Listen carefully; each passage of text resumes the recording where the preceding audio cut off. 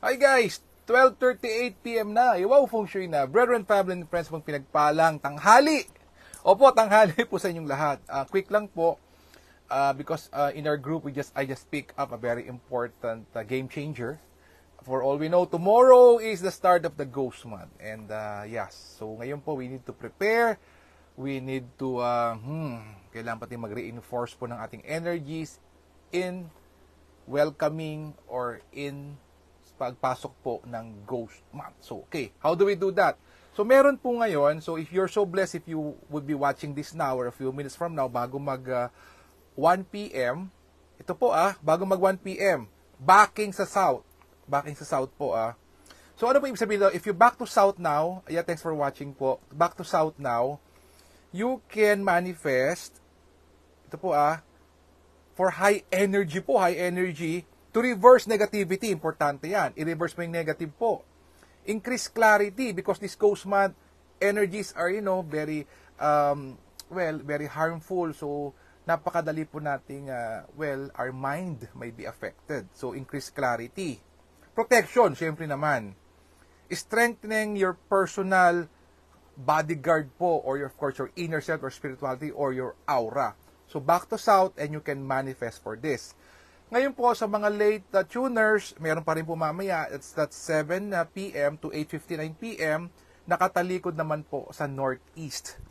And all of this po is about, again, increasing your clarity, inner peace. Siyempre, importante, Ghost Month Again, protection, and clear with your goals, and of course, with the challenges that may come forth from the Ghost Month is self-confidence and courage. So you can do that.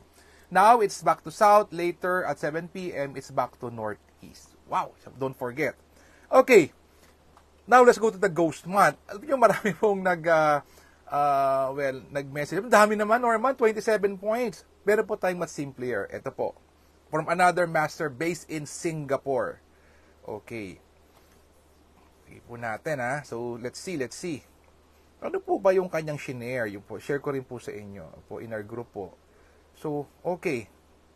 Sabi dito po, so i-summarize po natin yung nating napag-usapan po last time.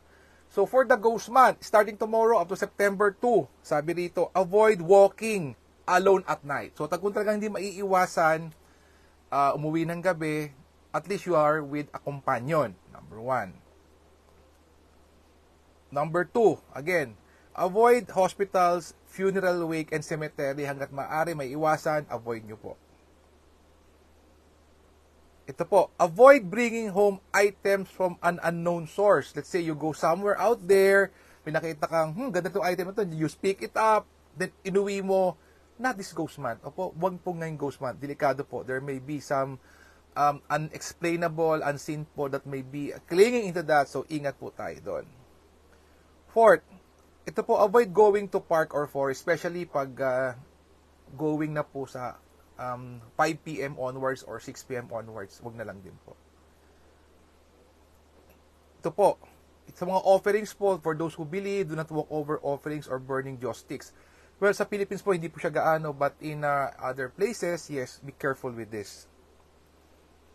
Ito po, I know this would be parang questionable for you, for our faith. Avoid sprinkling salt and rice at your new house. So, para maiwasan to, as much as possible, wag ka pong mag-move into your new house this August. If ever, let me know. Para po absent po yung negative, yung challenging energies. Ito po, avoid places where people got killed o may nagpakamatay, careful with that. So, ito po, those are where the na-summarize po niya into 7. Ito naman po ang inyong gagawin. Number 1, carry a talisman. So, carry anything that is blessed based on your faith or your religion. It's an added protection. Ito po, pwede ka rin pong maligo ng ng sea salt. Ito po yung asin. Ito po yung mga asin na tinatakal po sa palengke. Ito po yun. Hi, Maring Seni. Thanks for watching. And then po, in extreme cases, of course, you would be needing a religious person to cleanse you kung talaga pong there's an unexplainable thing that happened to you with the Ghost Month. So, yan po, very short. Okay, dagdagan na rin po natin. How about tomorrow? At least, mas i-advance na rin po tayong information. Ano po ba tomorrow is start of the ghost month? August 4. Okay. So, August 4 po is the metal rat enters the initiate officer day. And it says here, tingnan natin yung mga suitable po. At least you won't commit a mistake. Hi to SK Gunter, sir. Thanks for watching. Yan, hi. Thank you. SK Batch, thank you for watching, po. So, tingnan po natin. Ano po pwede pa gawin po? Of course, you have to hear mass or in any faith or religion you're in, visit a temple or church. Okay, let's see. So, says here, ayan, make a donation, that's very important. Ayan po, of course, yung pong offering of incense in your outside of your home. 3 red incense po, 3 red incense. Okay, so let's just limit it po doon. And animal signs, rat and ox is very good. Tiger is not so good. Rabbit is average. Dragon is very good. Snake is average. Horse and goat, not so good. Monkey, very good. Rooster, average. Dog, not so good. And pig, average. Ayan po. So, just in case, again, you're to do something important, na planned out na, ito po, tingnan natin, yung daily chimen. So, let's still use it din po. For opportunities, and, this one is very good, Okay. Tomorrow, back into south po, as early as 11 p.m. later, to 10:59 p.m. the next day, back into south, may flying bird fall into cave. This is very good. May radiance rising. Wow, this is good. May wisdom and an opportunity for you. And this is 5 stars. Backing to south. SK Gunter. If I were you, ito po gagamitin ko. And the second best po would be for healing. If you're not feeling well, ito po is, and then if you want